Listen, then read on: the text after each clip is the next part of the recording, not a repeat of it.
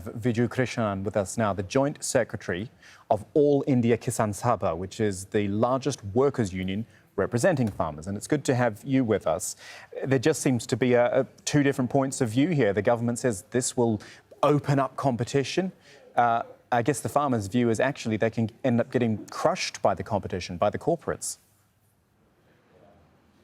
Yeah, it is the demand of the farmers had been to ensure that the minimum support price at least 50% more than the cost of production would be ensured and made a legal right.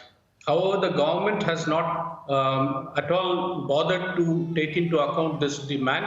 And in a time when the entire world is fighting the COVID-19 pandemic and the hardships that the lockdown has brought here, they have come with three bills, firstly as ordinances and then pushed through them as bills in the parliament. These are only going to open the doors for corporate profiteering. It is going to be at the expense of the poor farmers in our country. That is the fear. That is the reason why you are witnessing the most overwhelming nature of protest, people coming out on the streets. I have been an activist with the student and later with the farmers movement. And in my 25 years of political activism, I have not seen a movement of the farmers this widespread. And with all groups of the farmers, different organizations coming together. Viju, seeing as you mentioned the pandemic, I did want to ask you about that anyway. How much has the farming sector been affected in India? How badly?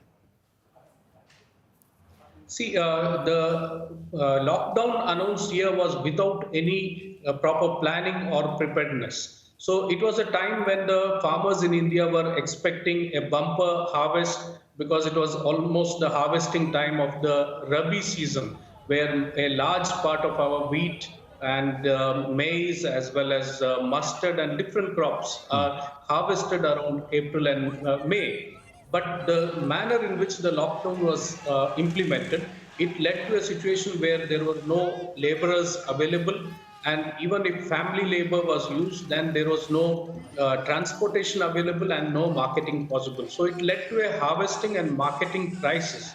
And if you look at the first 21 days of the lockdown and compare it with the last year, only about 6% of the wheat which came into the markets last year had arrived in the markets this year.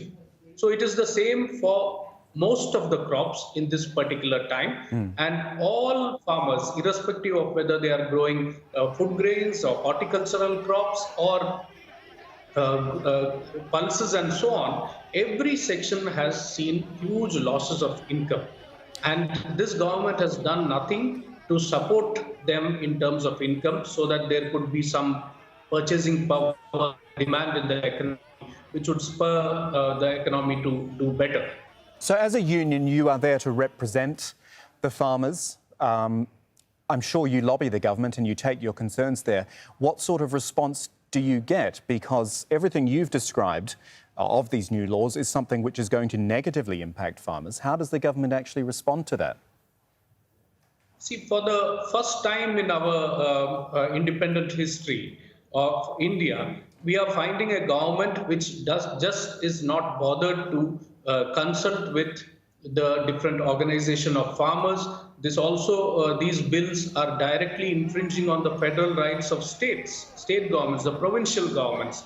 Even with them, there has been no consultation, no discussion whatsoever with the stakeholders. It is just a top-down approach without any discussion at all. No democratic discussions have taken place. Even in the parliament, the way it was done, though the opposition members of parliament pushed for a vote on the statutory resolutions and calling that these bills be sent to the select committee, there was absolutely no vote. It was just a pandemonic and just declared as passed. That is how this government is going ahead, extremely authoritarian and undemocratic in its approach. Viju Krishnan is from the All India Kisan Sabha Union in New Delhi. Thank you for joining us.